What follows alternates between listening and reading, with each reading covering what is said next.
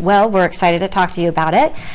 We just received a large federal grant from the National Institutes of Health focused on school-based mental health promotion and prevention with middle school youth. And we're excited to launch this center grant, which starts right now. We just received the notice of award at the end of May. We're going to be working collaboratively with over 30 different school districts across the state of Oregon. And our focus is really on serving the needs of middle school youth across the state. And we know that that's a time when we see an increase in mental health problems for kids. And we're focused on really understanding some of the evidence-based practices that we've developed here at the University of Oregon and how those can be applied to middle schools, how we can work collaboratively with schools to make those practices work in real-world settings. So that's our focus here of this new center grant. And why now? Why is it important to act upon this in today's world? Well, we're in a mental health crisis. This has been going on for now over 20 years, where it's been escalating, and then after the COVID-19 pandemic, it put a spotlight on students who need additional supports. So now is a good time to do this work and make sure that we have an impact and can prevent escalation of problems in students who are in middle school and around emerging adolescents. And can you talk a little bit about that middle school age being kind of a pinpoint of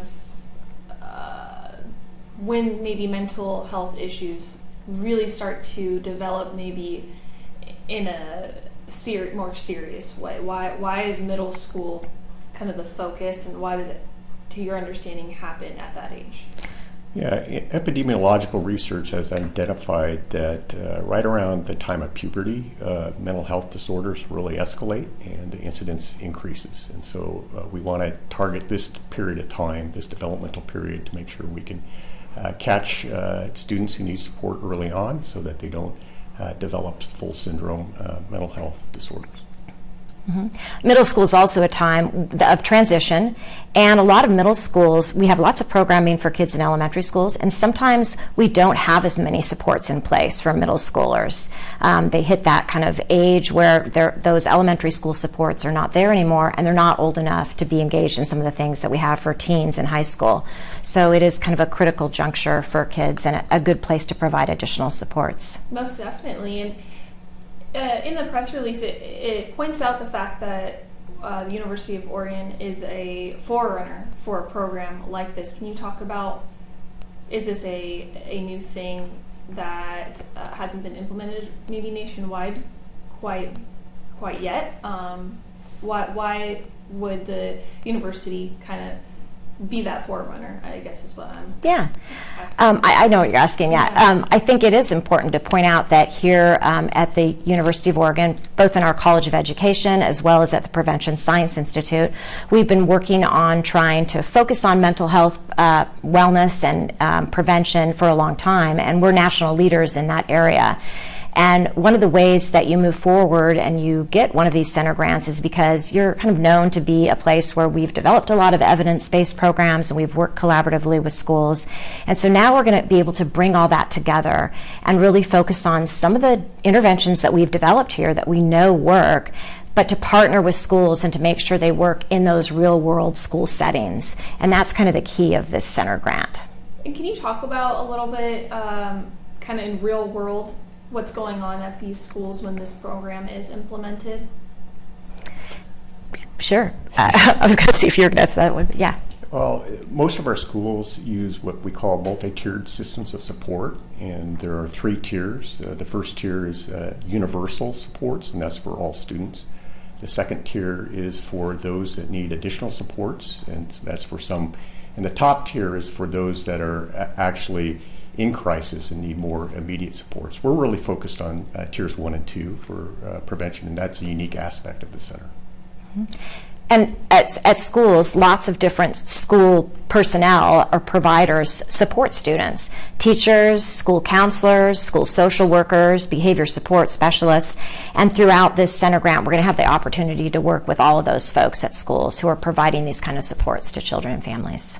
Great. That's great. That has to reach quite a few families and children. If did you say 30 across the state school districts?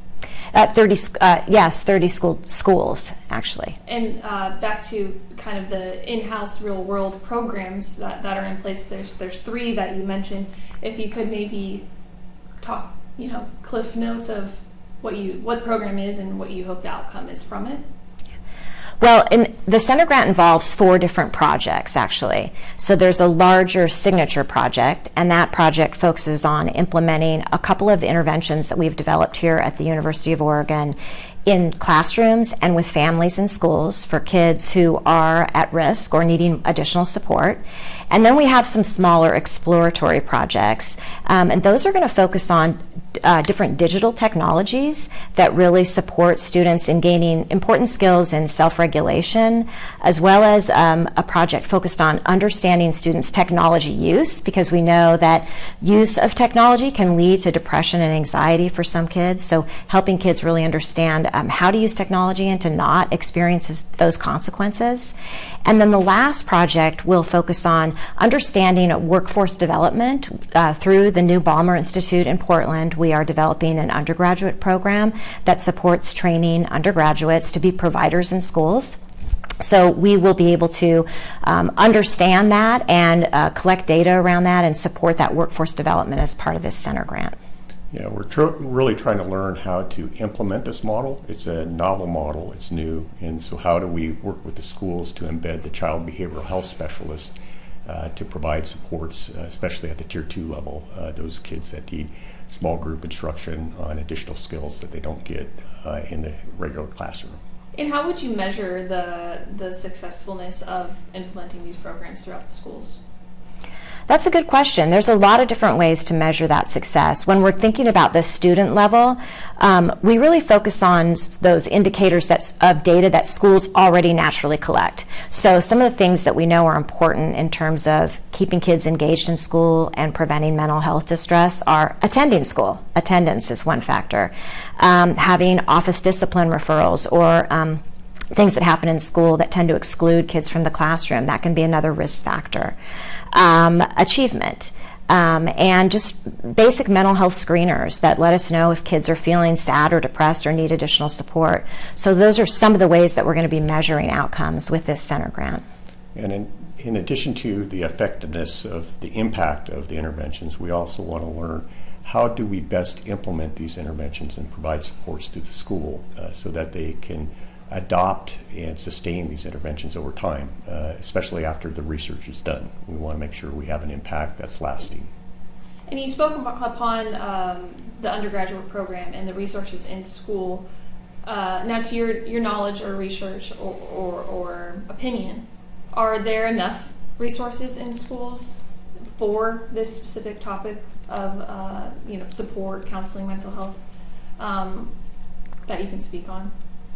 There's not nearly enough support for the need. And especially if we think about not providing the prevention efforts early on, that the need for treatment for crises expands, and there's not enough clinicians to meet that need. So we're trying to do this prevention work so we can avoid those students who are underserved and do not receive the supports that they need. Yeah, great. Is there maybe just a personal goal or wish that you hope this program does for, I'm going to say community, although I know it's statewide? Is there something you really just hope to see with this being implemented? Well, I hope that our work here at the University of Oregon can be far-reaching and support a lot of the different schools in our state who are really struggling to support students and families who have some of these mental health concerns. And I hope that we're able to partner with these schools all over the state, including in our urban areas and our rural areas. And those schools are facing very different issues. They have different resources and they're facing different concerns to really help them think about ways to develop interventions that can really prevent some of these problems from occurring in the middle school years. And we're hoping to destigmatize mental health issues and bring them to light to make sure that we can address them rather than just pretending that these issues do not occur. Yeah. And so destigmatization, improving the connectedness and belongingness of the students, that's a key focus. Mm-hmm. That's great. Yeah. now, I apologize because, like I said, I'm new to this area. I'm going to assume there's more than 30 school districts across the state. Upon success with these first 30, would a big goal in mind be to expand to more school districts in the future? Oh, clearly, our focus is on dissemination of the information and further scale up of our efforts. And so this is really starting the groundwork of how to get all of these evidence-based practices implemented in the schools and sustained over time. And so that's a key focus. Okay, thank you. Is there something maybe I didn't ask that you wanted to mention?